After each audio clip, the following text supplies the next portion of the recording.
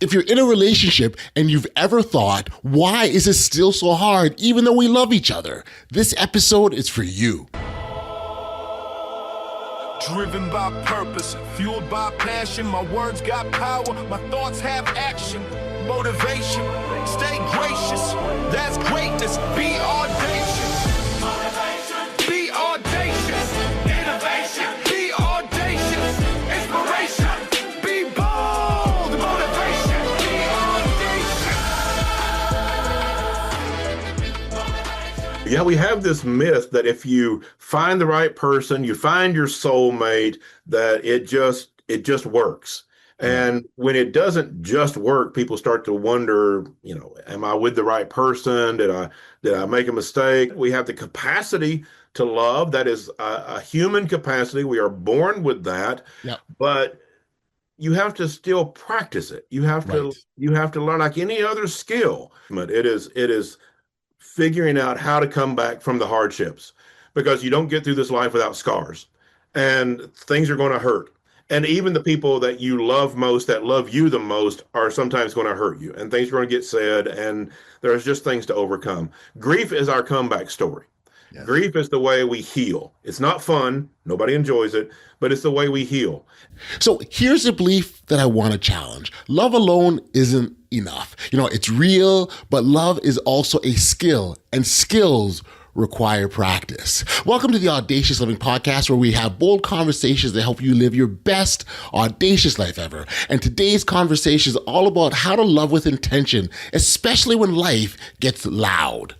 This is a special Valentine's Day edition, so I invited back a previous guest, Mark Hicks. He's the author of Learning to Love, and he breaks down the 5 core components that we can stop guessing and start building now. Mark joined me back, I think it was last year, and we had a great conversation about the 5 components of love, and so we're doing it again, and those 5, just a reminder, are grief, emotion, practicality, acceptance, and passion. And so if you're ready to stop hoping your relationship just works and start practicing the kind of love that actually lasts, let's get into it.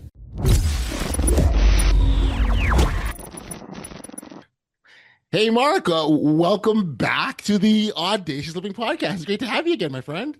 Thank you. It is great to be here. Thanks so much for having me. Yeah, no, we actually had to go back and look. You and I first chatted on this podcast. I think it was episode like 489, way back in July of last year, and we had your book Learning Love. So your book had just come out, I believe. Yes, came out in June. So I just released it when I was on your show.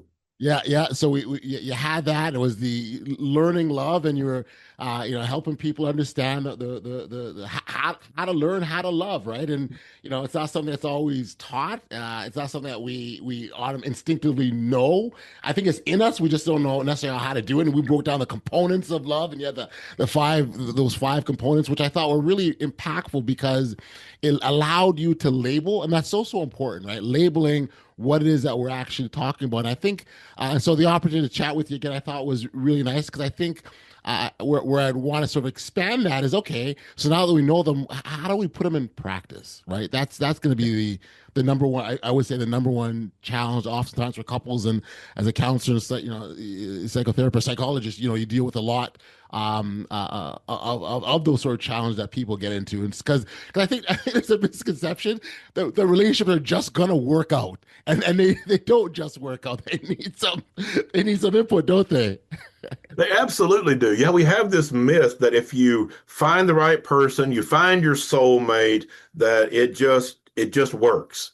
And when it doesn't just work, people start to wonder, am I with the right person? Did I make a mistake? Well, sometimes, yes, we're with the wrong person. Sometimes we're in a toxic, horrible, abusive relationship. I recognize that. We have to understand that does happen, but it's not always the case. Sometimes it is not that you're with the wrong person, it's that you're just expecting it just to happen. Right. And that's not the way anything in life works. There is nothing in life that we don't have to practice a little bit to learn. We have it in us, like you said. We have the capacity to love. That is a human capacity. We are born with that. Yep. But you have to still practice it. Right. You have to learn like any other skill. Right. We're all born with certain abilities. Some people are just born as natural athletes. Sure. They Right. have that ability Yep. to be athletic, and they have maybe the skills for several sports, but maybe one in particular. It's like they could do it from the time they were born. They still practice. That's right. That's right. Even the greatest of basketball players, and I know you know some of the greatest that you've Sure. talked with some of the greatest. Sure. They They practice do. all the time. Yes. And Yes. people ask me because I wrote a book called Learning Love, and it's about relationships. And as you said, it's breaking down love to its core components and understanding what love is and how to practice it. And so people say to me sometimes, well, I guess, you've got it figured out. You've got your relationships are perfect. It's like, no, they're not. No, no, no. Because I'm still human That's and right. I'm still learning, even That's though right. I know the components of love and I do practice them. Yes. It is a practice. We're always practicing. You never arrive on That's right. that mountaintop of love and Yes. relationships and think I'm here. That we Right. always have to practice. We always have to make it part of our life that we are consciously working at it, to tweak and Yes. to maneuver and the reason I think the five components are important is it gives us language. We can, Right. instead of saying, you know, what in the world's going on in my relationship, we can look at those five components and think which ones are working and which ones aren't. Yes. Yep. And it Yep. gives us a focus. And what I really like about that point, I'm glad that you raised that, is it's understanding that, in a relationship, like not all relationships are going to be created equal. So yes, you have this one type of person in the last relationship you're in, and what you worked in those circumstances aren't necessarily going to guarantee be the exact same for this one. So part of the learning how to love is also learning your partner too, right? Absolutely. And not only your partner now, but you have to learn who that partner is now versus who they were. Yes. Sometimes people say, well, you're not the person I married. Well, you got married 30 years ago. No, it's not the same person. They've had experiences, they've had tragedies, they've had triumphs, and Sure. you have too. And sometimes we get caught up in work and in raising kids and Yes. paying the Yes. mortgage and Life. doing the chores and life. Yeah, exactly. Yeah. And then we look up one day, particularly when the kids move out, we look at that spouse, we look at that partner, and we think, who are you? Because we knew that person in their 20s. Right. Now they're in their 40s or 50s, and we think, I have no idea who you are. Well, we haven't really worked at love maybe in a long time. Gotcha. We've worked at life, worked at home building, we've worked at Yes. parenting, but we may not have worked at love. And that's what the book does. It gives us a chance to go back and say, okay, here's the five components. Which ones have fallen down on us? Which ones have we Gotcha. let go? And what do we need to put our energy into to rebuild this relationship? So what I want to do very quickly, if you don't mind, I want you to run through the five of them very quickly, so people as a refresher, if you will. But then I'll ask a question now, but because I'm very very curious about sort of the biggest hurdle people face when trying to apply these components in real life. Yeah, absolutely. Yeah, the five components of love that I teach in the book. The first one, people are a little surprised when I say this. The first one is grief. It is bereavement. It is figuring out how to come back from the hardships because you don't get through this life without scars and things are going to hurt. And even the people that you love most, that love you the most, are sometimes going to hurt you and things are going to get said. And there's just things to overcome. Grief is our comeback story. Yes. Grief is the way we heal. It's not fun. Nobody enjoys it, but it's the way we heal. And it's the way we keep our heart open because if you talk to someone who is defensive, that's closed themselves off, that keeps people at arm's length, that just lives life in such a way they don't really have good relationships because they push everybody away, that person has a story of tragedy, of trauma, of hardship, of pain somewhere in their life that led them into thinking, I've got to keep my walls up, my protections up in order to not get hurt. Well, what they've done is build their own emotional prison Gotcha. and Gotcha. they're not able to connect after that. So Right. grief is that critical first element to make sure we stay engaged, even though life is hard, it's going to hurt. We heal from those hurts to stay in those loving relationships. The second is emotion. That's the one everybody knows. Of course, love is emotion. Yeah. Love is that emotional connection. We love that part. That's harder for some people than it is for others. Some people are more reserved emotionally. That's okay. It's a Hmm. practice. But we have to have that emotional connection and keep that alive. Keep that living throughout our relationship so we feel that emotional bond. The third component is practicality. This is the one people forget. They don't make rom-com movies about the practical guy that makes good decisions. And No. so we are drawn to each other with emotion, but practicality is what really keeps us together. And this is about making good decisions about money and finances, about parenting, about communication, which is a skill Yeah. set, learning how to communicate, about Yep. taking care of our mental health. It's a practical matter. Things like Yes. depression and anxiety really take a toll on us. It takes a big toll on our relationships, and those are treatable conditions. So a real practical matter is treat your mental health well. You know, Yes. get the help you need in order to stay engaged in those relationships and not let things like depression and anxiety take a toll on us and our families, our Right. relationships. The fourth component is acceptance, and that's twofold. Yes, we have to accept others. There's a limit to that. We don't take abuse. We're not put on Yes. this planet to That's be right. abused. But people are not perfect. We have to learn to accept people for their flaws. We can't shut people out because they make mistakes. But also, more importantly, we have to love ourselves. Brene Brown teaches this, and a number of other folks do as well. She's done some great teaching on this idea. You cannot love others more than you love yourself. That's right. And when the first time you hear that, people think, I don't know. It's true. And the more you think about it, the more you realize this is accurate, that you cannot love other people more than you love yourself. That's why Mhm. Jesus said, love your neighbor as you love yourself. He already knew this. And Right. so he taught it 2,000 years ago before Brene Brown that that's the limit. That's how far you can go Yep. loving people. And so he's saying love people as much as you possibly can, which is how you love yourself. So we have to love ourselves and learn to grow in that. Love is not a commodity like money that you can Right. accumulate somewhere else, get a second job, take out a loan. It's something we grow organically. And the more Yes. you grow it within yourself to love yourself, the more you can love others. And finally, very quickly, the last one, the fifth component is passion. It's about enjoying life. It's about Yes. having fun. And Yes. sometimes people with the best relationships, I mean, they've made it through hardships. They're emotionally bonded. They live a very practical, wise life. They're making good decisions together, running a good household together, living well together, and they love themselves. They feel good about themselves. They love their partner. But something's missing. And they look around and think, what? We have such a good relationship, but something's just not quite right. Usually it's that passion. It's that fifth element. And that's about having fun. That's about Yes. enjoying Absolutely. life. When we Yeah. say passion, especially in the context of love, a lot of times we think about sexuality. That's part of it, but it's Right. just part. It's about Yep. just having fun in life, about laughing together, about just enjoying life, looking for reasons to have fun. Hmm. There, Hmm. there's there can be there's going to be hardships in life. We know Yep. that, but Yep. there's going to be fun in life. There's going to be enjoyment in life, and we have to Yes. look for that because our brains are wired to look for the bad stuff to protect us. We have to consciously look for the good stuff and have fun together. So if you can grieve, keep your heart open, and stay connected even through the hard times of life, you can bond emotionally with your partner. You can live a practical life, making good decisions, living together well. You love yourself because that grows the capacity to love others, and you're having fun in your marriage, in your family, with your friends. You're having an enjoyable life. That's what love is, and that's how we practice it. Mhm. Um, the passion probably I think is probably one of the underestimated ones in terms of It is. how important that is.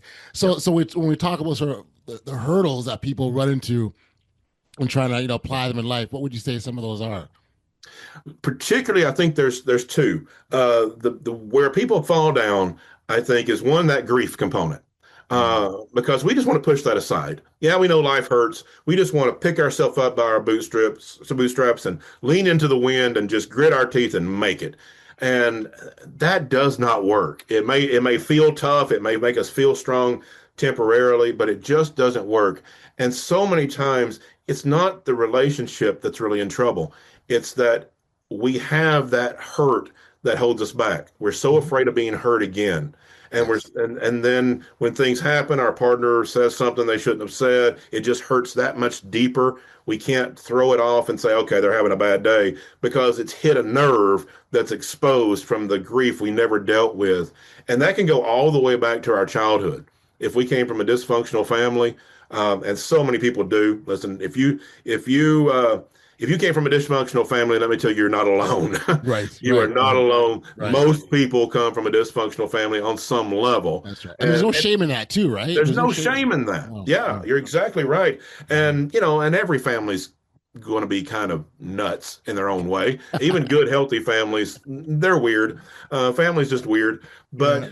But there are a lot of people that were raised with dysfunction and even toxicity and even abuse. And so you grew up not knowing what love was. You have to grieve that and you have to heal from that. And so many people think, well, I can just put that aside and move on. No, there's got to be a healing. And so a lot of times when we're not having the kind of relationships we want, it's because we've been hurt and we've never really dealt with that. And I would say the second one that people really trip up is that fourth component, that you have to love yourself first. And that is the capacity to love others, that we Right. really can't love other people. And we have this idea that if I find someone, I find my soulmate, I find my partner, I have kids, I have friends, I have coworkers, and they love me, then Yes. that's going to validate me. And then because of that validation, I'm going to be able to love myself. That sounds so logical, and it absolutely does not work. It does not work that way. It sounds good, it makes sense, but it doesn't work. We have to love ourselves first. Yes. Because just think about it. So how many times have somebody given you a compliment and you think, that's not true. I don't know. Thanks for saying that, and we kind of Right. move on. Right. But if somebody criticizes you, you hold on to that and it spins in your head. And maybe days, weeks, years later, depending on the Mhm. situation, you may still be dealing with that. A lot of that comes because of our own self worth. Because when somebody criticizes us, it hits that nerve of, well, yeah, I don't like myself either. And it just Yes. validates that Yes. insecurity that we have. But when we love ourselves, we get validated in the sense that people are agreeing with us. Mhm. That when they love us, they're agreeing that we love ourselves, and that gives us the capacity to love. As I said, it's an organic thing. It grows within us. It's not Yes. like money that we can go out and get somewhere else and acquire it to give it away. It Yes. grows within us. Yes. And I think we have missed that. We somehow think that we can acquire love Right. and then give that love away. It's not possible. We have to Mhm. grow it, and loving ourselves. If we get those two, the others tend to fall into place. We have to know them, we have to practice them, Sure. but the emotion, that we know that. Yes. Practicality, we kind of know that. We know Mhm. we need to make good decisions and live together well. Mhm. And we forget about passion and fun, but we knew that as a kid. Children know Yes. this. They know you got to have fun, that you got to enjoy Absolutely. life. That's what Yep. life is about. They get that. We just forget it sometimes. Hmm. But what people don't know about love, and where we really get tripped up, is you got to grieve. You got to come back from the hurt. What I always say is some things are so painful, they'll leave a hole in your heart, Sure. but you can live a really good life with a hole in your heart. Absolutely. And that's what we got to learn. That, Yes. yeah, you're not going to escape the tough times of life, but you can heal from them and live a Yes. really good life anyway. And when we love ourselves, we know we're worth that good life. Yep. We're Yep. we're worth living that thriving life, the audacious life, as you put it. We Mhm. are worth that. And when Yes. we have all of that, those elements, then we have the full capacity to go out into the world, love our spouse, love our Yes. children, our families, our friends, and not only love them, but know how to build a healthy relationship. And that does mean sometimes that, we have to make decisions about boundaries. That's Yes. another aspect of that's a practical matter. Having those boundaries, having those understandings that we don't allow abuse in our life, but we do Yes. allow flaws. All Yes. of those nuances come because we understand those five components. I very much appreciate your comments around about healing and living with a hole in your heart. Because I mean, because healing, what healing isn't pretending that what hurts you doesn't exist, right? Right. It's healing is just the exact opposite. It's acknowledging that is there. And it's yes, it happened. Yes, it took place. Yes, it hurt me. Now I can move on, right? Yeah. And then not an I, but we can move on because that will be that will always be preventative in terms of the relationship moving forward if you haven't properly healed from this situation. And I think it's so key in all this. It is absolutely key, and it is possible to heal. That's Yes, absolutely possible. We sure. can heal from even the most difficult hurts, which is hard to do. Nobody's saying this is easy, but it is something we can do. And one of the things that I think we've lost in that sense of healing and grief is we've lost the sense in our society that it's okay to be sad. Yeah. We have replaced, in my opinion, we've replaced sadness with anger. We're more Mm, comfortable with anger and we feel stronger, we feel tougher, that we're fighting back when we feel anger. And anger is part of grief. There's nothing wrong with that. That is a stage of the grief process. yep. Yep. But when we just live into that and we want to avoid that feeling of sadness, which maybe we've labeled that as weak or timid or something. But when we just live into that anger and that fight mode, and I'm going to overcome this with grit, we never really overcome it because grief is about, yes, going through the anger. This is unfair. This isn't Yeah. right. And we do deal with that. But there's also a sense of sadness that we just have to grieve that sadness. And I shouldn't use the word just because that might imply that it was, easy or Big deal. trivial. It's Right. not. Right. Right. But Right. we have to feel that sadness, and it's okay. It's not weak. It is a healing process to feel that sadness and to know that, this does hurt and it's okay to hurt because life does hurt sometimes, but there's a healing from that, and going through that sadness is what leads to a lot of that healing. Got you. Got you. I want to talk about passion because that's always a fun one. We all like Uh-huh. passion and all that it represents, the fun and enjoyment. But let's sort of talk about when that passion fades because sometimes it happens in a relationship, especially the longer term ones where you've been together for many years. The passion fades and it's not the same, or the Right. excitement isn't the same. The process of intentionally igniting that again. What do you suggest? How are the best ways to do that with your partner? Yeah, if you've come to a place in your relationship that you've lost the passion, the enjoyment, the fun, um, don't beat yourself up. That's pretty natural. This is Mm, something that has to be worked at because there's reasons that's natural. One is your brain is wired up to see the bad stuff. I mentioned this earlier. yes. We are physically wired up in our biology to keep an eye out for the bad stuff because that could hurt and we Yep. don't like to be hurt. And That's right. so we keep an eye out for that. We look for bad things. We anticipate bad things. We look for patterns that could lead to bad things. When something happens at work or at home, and we've been down this road before, we know where this leads. And so we already start feeling anxious and upset because it hasn't happened yet, but we feel like it will. And because we've been down this road, that's natural. Our brains are not naturally wired up to look for fun, to Right. look for laughter, to look for enjoyment. Because if we miss that, it won't hurt us, at least not in the short run. It does in the long term, but our brains are, they're just looking for the short term trouble. Sure. And so we have to train ourselves to look for the good, for the fun, for the enjoyment, and Hmm. do that on purpose. That does not come natural. It Right. does when we're younger. We lose that as we get older because life is serious and we have to do a lot of serious things, and there's more and more trouble, and we go through hardships. The longer you Right. live, the more trouble you're going to face. That's just numbers. It's Right. not a matter of being unlucky or anything. It's just numbers. You live a few decades, you're going to have more trouble than somebody that hasn't. And so when that happens, our brains are wired up to see more of that trouble and look out for it and be prepared. And we just forget. We forget to have fun. And when we get Mm, into raising the kids and paying the mortgage and the job and all this stuff, life. Yeah. life just it's so busy. And even when we're not busy, we feel busy because we're trying to get all the relaxation we can, and get through our Netflix show and all this stuff that we want to do, and it's just busy. And so we have to do it on purpose. It doesn't come naturally, but it is necessary. We need to work at it and look for the fun. And I'll give you a little trick. Hmm. If you're really struggling with this one and you're kind of in a bad place, and Yep. you don't like your job and your family's kind of in a bad spot, and things are just not great. And so it's really hard to look around and find something fun or find something enjoyable. And when you try to do that, it kind of feels fake. That's okay. Fake it. Okay. Uh, you can actually get a similar response physiologically when you laugh on purpose. If you laugh, just completely faking it, just make yourself laugh on purpose, Right. completely fake. The brain doesn't distinguish a lot between Gotcha. laughter that's intentional and laughter that's spontaneous.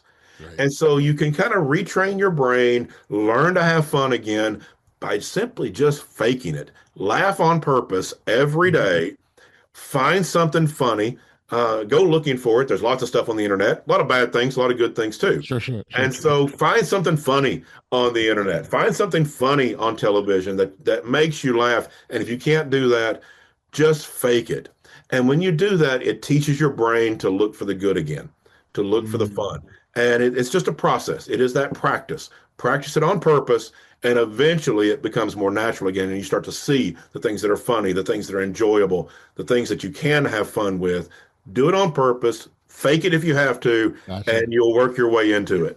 I like that. It's actually funny because one of the questions I had in my mind I wanted to ask about if you could suggest good relationship habits, right? That you can do on a kind of a daily basis, and it sounds like that makes for a great one. Yeah, if you laugh together every day, it's going to help your relationship. And as I said, it's everybody wants that to be natural and just spontaneous, sure. But if you can't right now, work your way into it. Just Gotcha. fake it. Just Gotcha. laugh Gotcha. on purpose and be silly, be childish. It's Right. fine. You don't have to do Right. it all day. 5 minutes. Take 5 minutes and be a little kid again and just Yeah. laugh for no reason. And then it becomes more spontaneous, more natural as you go. But couples, families that can laugh together makes a Mhm. huge difference. If you are laughing together every day, it's going to bring so much to your relationship, and that's so easy to forget Right. because Oh yeah. if you forget that for a day, if you lose your emotional bond for a day or a week, you're going to notice something. Yes. If you abandon some very practical element of your life for a month, like finances, Yep. or you just don't communicate at all, you don't speak hardly to your spouse or your family for a month, you're going to notice that. If Mhm. you don't have fun for a month, we don't even notice sometimes. Right. Right. Right. And Wow. so it's easy to get into this place that we've gone weeks, months, maybe years, and never really laughed together. And Mm. then we wonder what's wrong. Well, that's what's wrong. It may be other things, but that's definitely one of the things that's wrong. So work your way back into it. Start small. It's like any other practice. Start small. If you're cooking, if you're playing basketball, if you're doing woodworking, you Yeah. don't start with the big stuff. You start small. Right.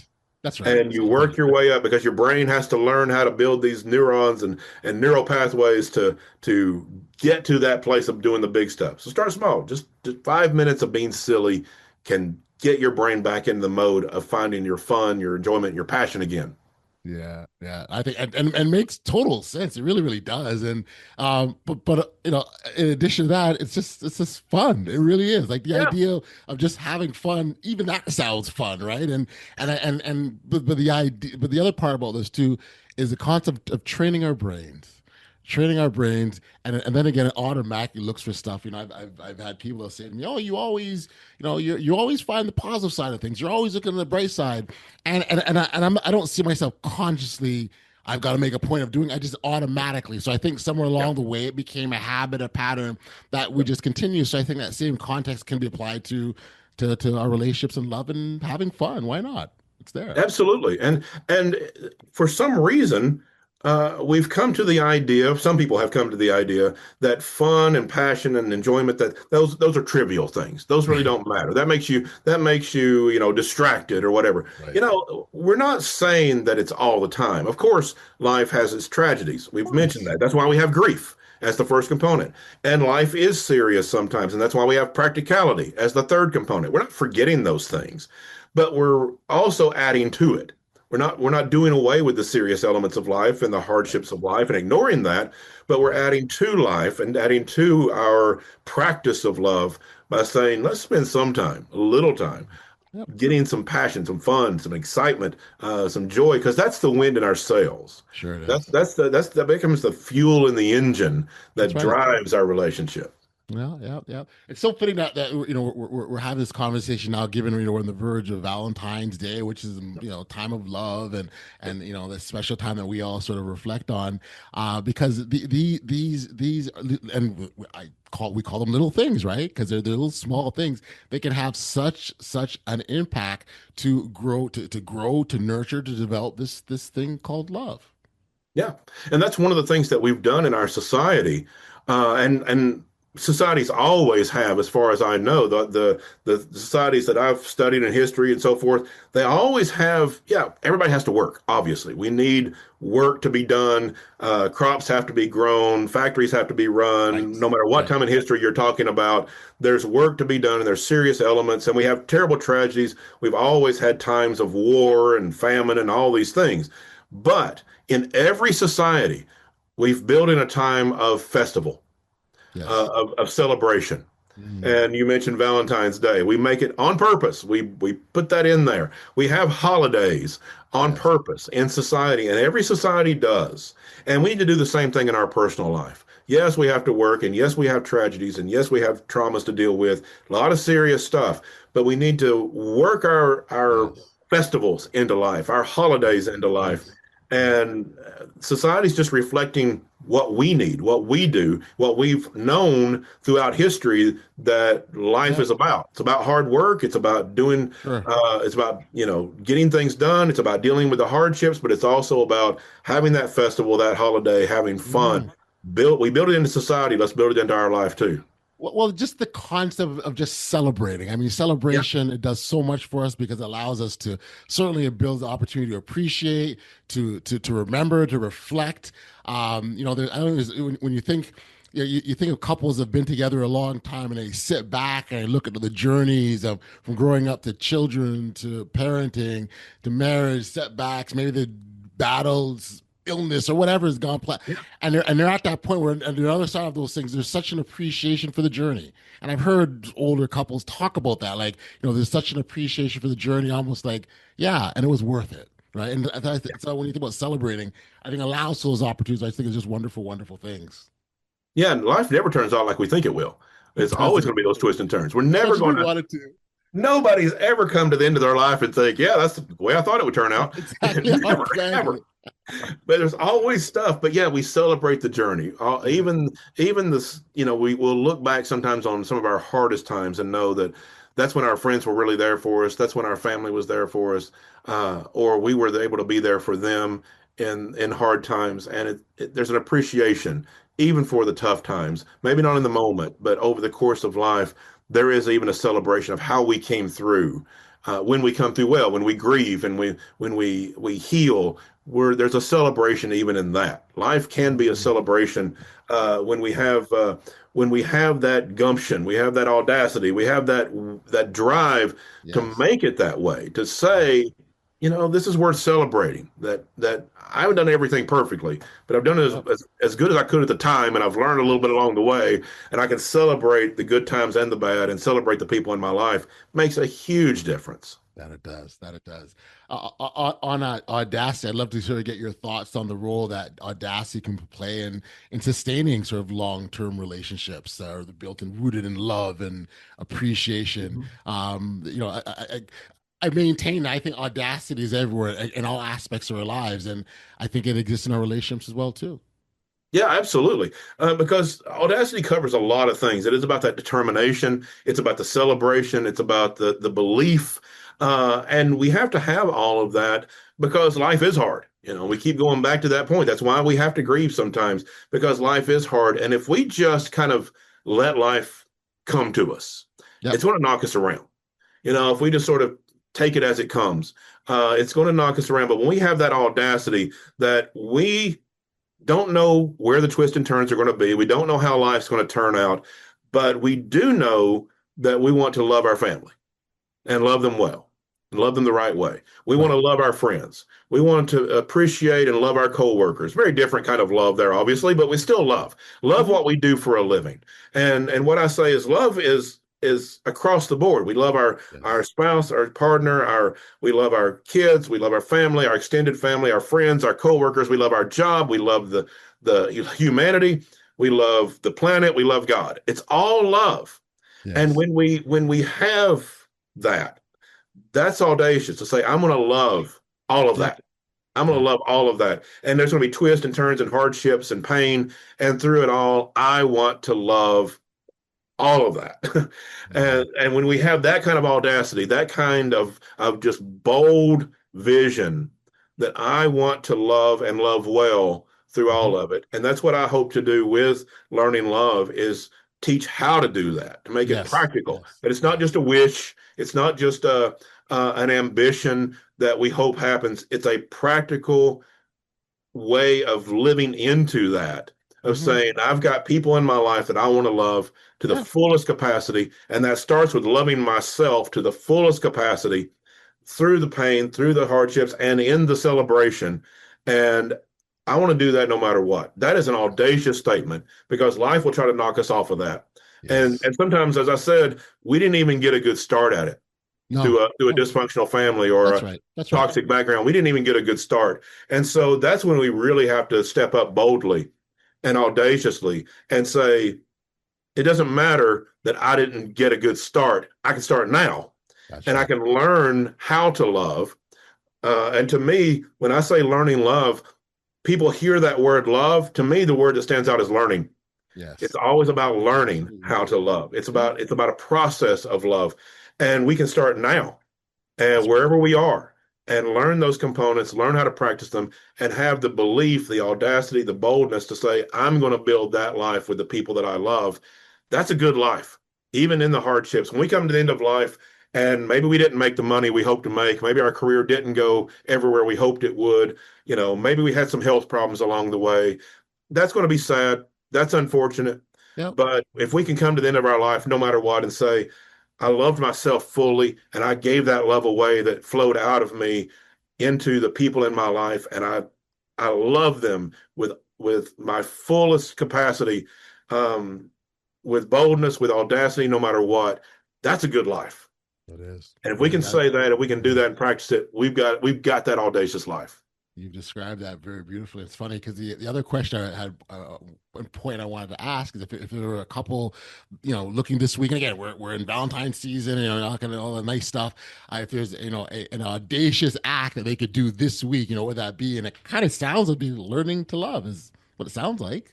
Yeah, sometimes we get so caught up in the big stuff when we talk about boldness and audacity, and it can be.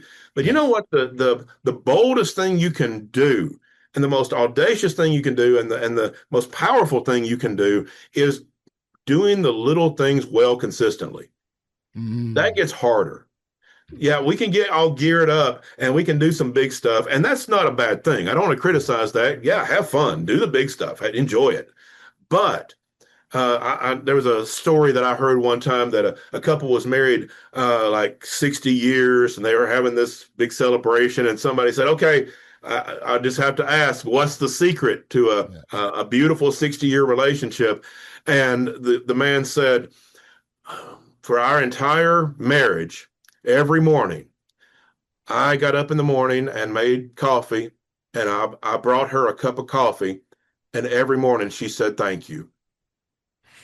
And people sat there and a few chuckled, thinking it was some sort of joke. And then they realized he was serious, Right. that he brought her a cup of coffee every morning. And every morning she said, thank you. And that's what he counted as the secret to a beautiful relationship. It's not Wow. always the big things. Yes. Valentine's Day, these celebrations, yeah, do the big stuff. Enjoy it. That's the passion. That's the Yes. fun. But Yes. sometimes the most audacious thing you can do is through all the stuff of life, through all the distractions, is do the little things well I love it. consistently. And when you do that, you are boldly stepping into the hard stuff that really that sustains love for a lifetime. I love it. Very, very, very well said. The little things do count. They do matter. They are important, and a lot of times they're just as impactful, if not bigger, than the big stuff. And so, Yeah. I'm very much glad you said that. Mark, this has been awesome. Something that we started doing, we didn't do it with you last time, so we're going to do it now. We call it the Fearless Fast Round, rapid fire. I throw a point out there. You tell me what comes to mind. Easy, and maybe a bit of a love edition, if we will. So Okay. we'll get started. Love or friendship first? Friendship.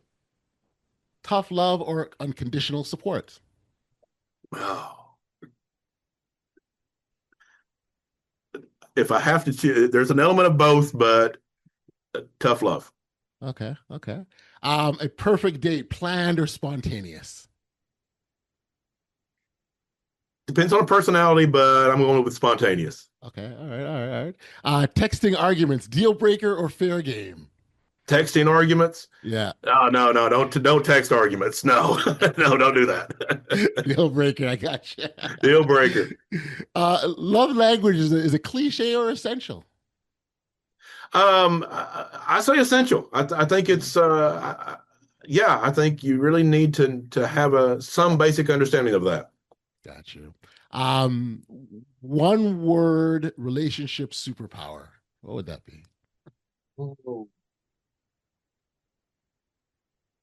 Connection. Oh, I like that one. That's a good one. That's a good one. And then lastly, one audacious act of love you admire. Oh, wow. Um,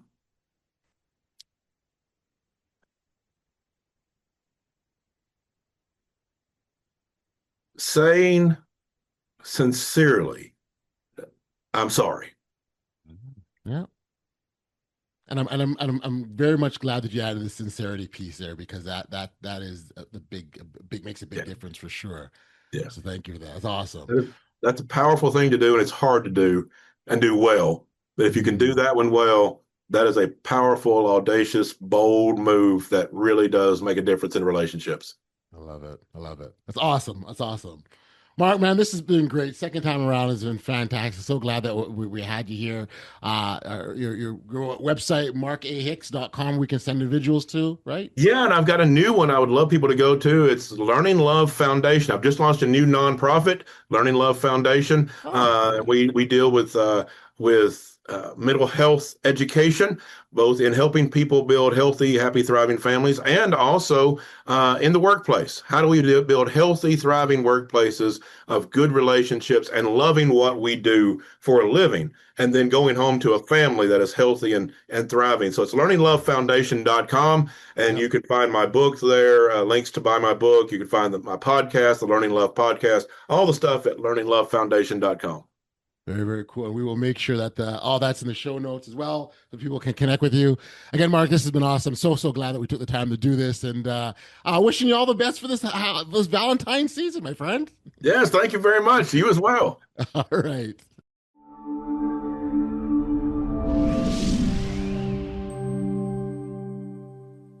All right, so back we are here on the podcast, and much thanks and appreciation goes out to Mark, for being here. If I were to think about the main point I'm taking from this Valentine's Day conversation, it's got to be this. Love isn't something you just fall into and coast. Love is something you practice, and what I love most was how practical Mark made it. He reminded us that the two biggest relationship hurdles are the ones people avoid the most are grief, meaning the healing we don't want to face, and self-acceptance, meaning learning to love ourselves so we can love others well. And then there's passion, not just romance, but fun, laughter, enjoying together, even if you have to start by faking it. Take 5 minutes a day to retrain your brain to look for the good again.